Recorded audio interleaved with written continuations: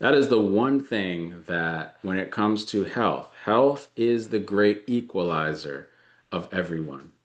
It doesn't matter how rich you are, how poor you are. If you do not have health, it's it's not a good existence. And so, hi, my name is Joel Polly, and I am a nurse and a naturopath. And in this video, we are going to talk about the basic principles and the basic steps that you need to take your health into your own hands, to really control the direction of where your health is going. Because we're entering times where more and more we're seeing that healthcare does not have your longevity at heart. They don't want to cure you of the disease or the problems that you're suffering with. They want to treat symptoms because symptoms is where the money is at. And so it is my determination to equip you and empower you with knowledge so that you can be your own doctor. So in this class, we are going to talk about the very beginning steps, the things that you can do today that are going to make a drastic change in your health. And it's going to be something that doesn't cost a lot of money, is not really complicated, doesn't use a lot of big words, and is something that you can implement today in your home. So let's get started. Here we go. Be your own doctor. That is what this is all about.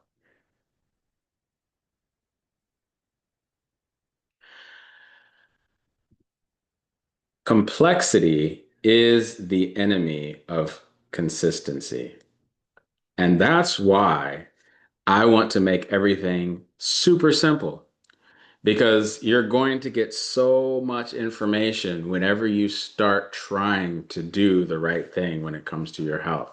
You're going to get so many friends and family members be like, "Oh, I know this diet, I know about fasting, or I know about detoxing, or I know about biohacking, or uh, carb cycling and carb counting, and all these different things are just going to come at you all at one time, and you need to have a simple, easy to remember methodology that you can implement without the stress so that you can stay consistent.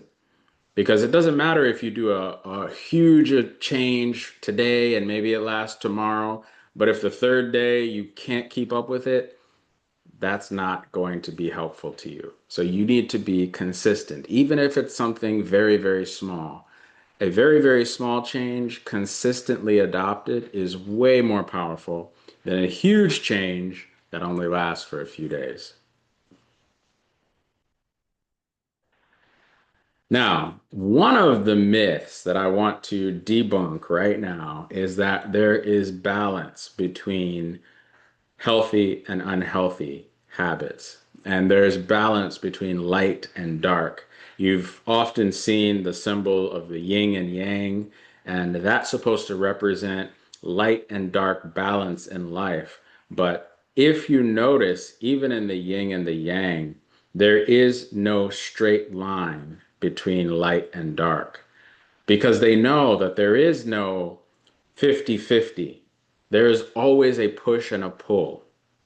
And so, whenever you are looking or thinking about adopting a healthy habit, you have to understand that every little move towards the good is pulling you away from the bad. And every move towards the bad is pulling you away from the good. And that is how cause and effect works. You cannot adopt a bad habit and expect there to not be negative effects. And so, every choice, every bite, every movement is either pushing your health up or pulling it down. Society tries to preach balance, moderation in everything is what it teaches. Whether you drink alcohol or, you do some drugs, just make sure they're socially acceptable and that you are moderate in the use of them. No. Moderation should only apply to that which is good. That which is bad, just leave it alone. Because there is no 50-50 ground. And I know that's a hard concept for many people to accept, but that's a fact of life. And that's why the yin and yang symbol is the way it is, because it's not representing balance, it's representing warfare. One of the number one things that you can do to increase your health today is to start reading ingredients. Go into your pantry as soon as you finish this class and grab something out of your pantry and just read the ingredients. The bigger the words, the less you understand what they're saying, the worse it is for you. That's just a general rule that you can apply to ingredient lists. Because oftentimes these companies will hide what they really are in a name. For instance, monosodium glutamate, which was known to be a neurotoxin, is something that showed up in ingredients all the time as MSG. Well, they started to have all these studies showing the effects of MSG on the mind and Alzheimer's and schizophrenia and all these other problems arising because of MSG. And so they hid it in the word natural flavors. And there's other kind hydrolyzed this or that. They use these new terms to hide what it is they're trying to still put in the food because MSG is one of those things that makes anything taste delicious. And so it's very, very market friendly when it comes to making money on the products that you're eating. So read ingredients. If you can't read it, it's pulling your health down. If it's not something that you understand, wheat, water, salt, corn, those are basic ingredients that are going to help you. But if it's these long, drawn out words, it's either a preservative or it's something they're trying to hide and it's not good for you. You don't have to be a chemist, you just have to be an observer. Like you don't have to understand it, you don't even have to know what it is you're reading or trying to avoid right now. Just start reading them because you're going to become more aware when you start seeing things in the news, for instance, about red dye 40 and its connection to ADHD. And you'll be like, oh, last time I was in my pantry, a couple of the things that I was eating have red dye 40 in them. There you go. So that's why it's so important to start reading ingredients. Same when you go grocery shopping. Don't just grab things off the shelf. Read the ingredients. Compare ingredients. The fewer the ingredients, the better. And the further down the list you see sugar, the better. So those are some tips on reading ingredients. Again, something you can implement today and start bettering your health. Water is so important. And since we're talking about water, I'm going to take some. They call me the water guy sometimes because I harp on water so much because it's so important and it's something that the general American lifestyle really, really struggles with staying on top of is drinking water. And so the hydration loop is what we are calling every time you urinate, drink a mouthful of water and whatever water you can find, because the barrier of saying, if it's not spring water, or if it's not alkaline water, or if it's in a plastic bottle, or all these different things that people have used to avoid drinking water, is far more damaging not drink that water than it is to go ahead and drink that water and get better water when you can. Staying hydrated is the important thing, not where the water came from. Because, I mean, think about it. 150 years ago, we were all drinking out of streams, you know, or wells or springs, like straight out of the ground, dirt and all. And yes, there are more toxins and things in the water these days, but being dehydrated is far more dangerous than it is with, drinking what you have available. So do your best, drink what you can, but drink the water, drink the water. All right, input number three, deep breaths, 10 deep breaths. How do you breathe? When you look at a baby's abdomen moves up and down. If they're laying on their back, you see their abdomen rise and fall. You don't see their chest puff out. You see their stomach rise and fall. That's how you need to breathe. Sit up straight, breathe with your stomach out and in, out and in. Because what happens as your stomach expands, it pulls down your diaphragm, which is the muscle that controls your breathing and allows your lungs to expand all the way. But if you're not breathing like that, your lungs stay bunched up, and especially in these bases here, the bases of the lungs, you're going to find yourself breeding pneumonia. Pneumonia is a disease of improper breathing. So go outside, take 10 deep breaths, breathe with your stomach, breathe all the way out, then try to breathe out even more, breathe all the way in, then breathe in a little more, just get all that air out. Lungs are a detox organ. So coughing, runny nose, these are not sickness. These are an exit strategy for toxins. So don't stop the cough. I know sometimes it's painful, but do not stop the cough because what's in you needs to come out of you. So let that detox happen. Also, indoor stagnation is a big problem, especially during the winter months. Every day I go through the house and open all the windows. No matter how cold it is, it may only be 10 minutes, but you've got to get all that toxic air out of your house. Let the fresh air come in and then close everything back up, turn the heat back on, whatever.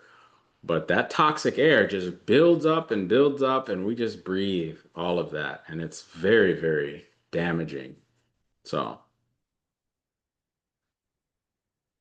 all right. Action. An action you can take is movement. Stop exercising for vanity. Doesn't matter how big your biceps are, if you are still not moving blood, you are still going to be at risk for blood clots. Your organs are not getting perfusion like they need to. They're not getting the oxygen that they need. And disease and pain live where blood does not flow. You will find that where pain is located in your body, it's because circulation is not reaching that area. So let's say you have shoulder pain, back pain. Oftentimes the muscles are knotted up and blood can't flow to those inner muscles. So stretching pulls those muscles apart, allows blood to flow in there, pain is gone. That's how the body works. When there's no oxygen, there is pain. That's how a heart attack works. That's why you have chest pain. When you're having a heart attack, the area of that pain is because there's a blockage and the blood is not reaching that area. There's no oxygen coming to that area. Pain is the result. So, movement. You've got to move and do what you enjoy. You don't have to make it complicated. The best exercise is actually walking. Walking 20 minutes, 30 minutes a day is really, really the most helpful with the least harm done to your joints is walking. And, but any type of exercise that gets your heart rate up, gets your circulation going, that you enjoy doing and that you can do consistently is the key. Consistency above all things is the key. Start small. Say, I'm going to walk 5 minutes a day. That's all I'm going to do. There's no reason not to. It's almost laughable to be like, it's too hard for me to walk for 5 minutes. Just start there. I remember when I started an exercise routine, I determined I was only going to do 5 push-ups a day. That was it. And five every day, consistently, eventually turned into more. But it was that consistency That was the most important piece. Activate your hormones. 10 minutes of sunlight per day. In Alaska, they have a disease called SAD, an affective disorder based on the fact that they do not have sunlight. They don't have sunlight for half the year. They live in darkness. And the effect of not being in the sun is so damaging to their mood that they actually had to diagnose it. So sunlight is extremely important when it comes to your mood regulation, to your hormone regulation, to your stress levels. Stress is something, again, that I promote is one of the number one causes for high blood pressure, especially in America, stress. And so if you're on a blood pressure pill, if you're taking any sort of blood pressure medication, you need to identify how to combat your stress levels. And one of the best ways to do that is just get in the sunshine, get in the sunlight, do some sunbathing. Um, that's why people at the beach are always so happy. It's because they're in the sun. They're having so much fun. Ah, that's making me want to go to the beach right now. All right. It's also great for wound healing. So if you have a wound infection, open it up, put it in the sunlight, let the sun hit it, and it will start to kill the bacteria and even fungus that occurs. And so if you've got even athlete's foot, put your feet in the sunshine. It's going to do wonders for you. Love your future self. This is a concept that I actually heard from Dr. Benjamin Hardy. And I don't agree with everything he says, but I really appreciated the concept of separating yourself from who you are in the future. Because as time passes and as things happen to us, we actually change who we are. So who I am today is not who I was 10 years ago. And so if you can look at your future self, 10 years in the future, 5 years in the future, even next year, as a different person that you are going to do a favor for today and love yourself in the future enough to take away one bad habit so that your future self doesn't have to deal with the side effects of that bad habit. So don't view it as deprivation. View it as a gift to your future self. Make the sacrifice now so who you are in the future doesn't have to pay later. And it doesn't have to be something huge. I mean, honestly, 80% of what you know is good and bad for you, you already know. Like you already have this voice in your head that says, I shouldn't be doing this, I should be doing that. And so it's just a matter of finding one of those, I shouldn't be doing these, and taking it away. Whether it's scrolling an hour less on TikTok or going to bed an hour earlier or any of the things we're talking about here, taking away some of those negative habits and installing one good habit, and you're going to see a drastic change. The midnight rule. Every hour before midnight that you sleep is worth double because the brain goes through a glymphatic purge. The glymphatic purge is basically all the miscellaneous, superfluous data that happened in the day. The cat fell off the counter and spilled the milk. That's a piece of data that doesn't need to be in your long-term memory. And so there's a glymphatic purge that gets rid of all of that excess. And oftentimes, if you are not allowing that process to happen, it can be a source of mental stress and strain that you don't even know that you have. So go to bed before midnight.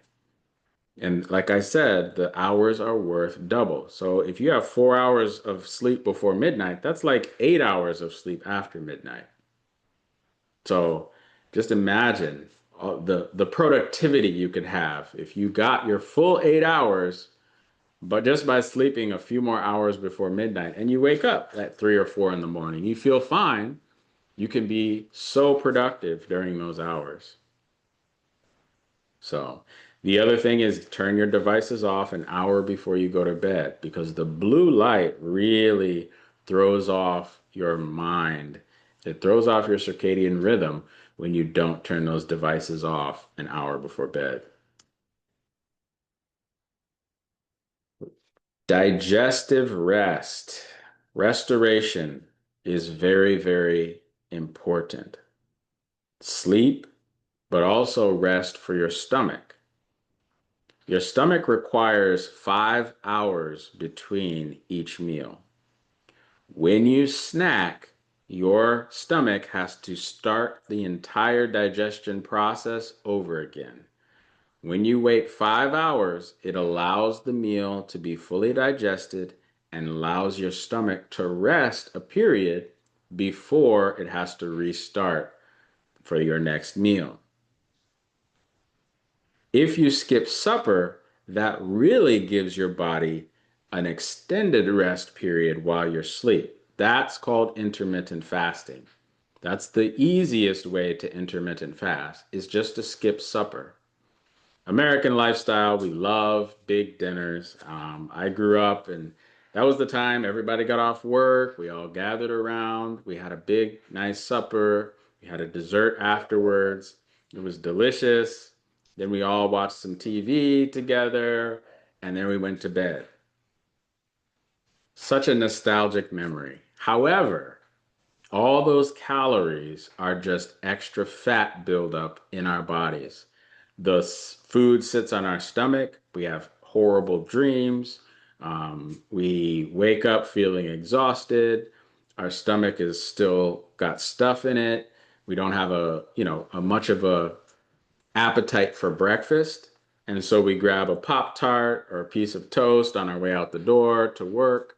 And then by 11, we're hungry, we got a snack, and then we eat lunch, and then we snack again, and then and that cycle repeats itself. All the while, our calorie intake versus our calorie burn is completely upside down. So a better way is to skip supper and eat a big breakfast because you'll wake up hungry, eat a medium lunch, no snacking, and then skip supper. And you will notice that your weight will drop without having to add extra exercise or any other dietary changes. If you just make that one change, skipping supper, you will lose weight. Again, something very simple, something pretty much free. This will actually probably save you money. And you can start today. Radical gratitude, restoration of the mind. A merry heart does good like a medicine. That has been scientifically proven just by putting cardiac patients on a regimen of watching comedy shows while they were in the hospital. Those people rehabbed significantly faster than people that were just watching whatever else on television. It's not complicated. You just have to look around you and practice. I have teeth. I have feet. I can see. I can hear. I can breathe. All of these things are so almost mundane in a way, but there are people in this world that would give everything they have to have one of those things. Everything. So if any part of you is working, be grateful for it. Listing what you have immediately changes your body chemistry from bitterness and disease to joy and health. What I like to encourage people to do is write 25 things every morning Say them out loud that you're thankful for. And then right before you go to bed, that hour period of time after you've put your device away, write out again 25 things, say them aloud that you're thankful for. My family, I have 5 children, and every evening I have them recite things that they're thankful for from the day. It puts them in that practice, puts their mind in the right place as they go to sleep. And it's amazing how, you know, we used to have them wake up all the time with bad dreams and all this kind of stuff. None of that anymore because they go to bed with a mind and a heart of thankfulness. Every day, think about these things. Things we talked about. Did I read ingredients? Did I drink water when I peed? Did I take 10 breaths outside? Did I move my blood? Did I get 10 minutes of sunlight? Did I avoid one negative thing? Did I sleep before midnight? And did I do my list of 10 or 25 things that I was thankful for? This list is not difficult, but this is so foundational to health. You can choose one of these, you can choose two of these. You don't have to memorize this whole list. But if you implement one of them and you subtract a bad habit, you are doing your future self an incredible favor. Life is not a balance, it is a warfare. You are now equipped to win. Start with one push today. I hope this was helpful. And I hope that it was simple. I hope that it was easy for you to remember, easy to implement.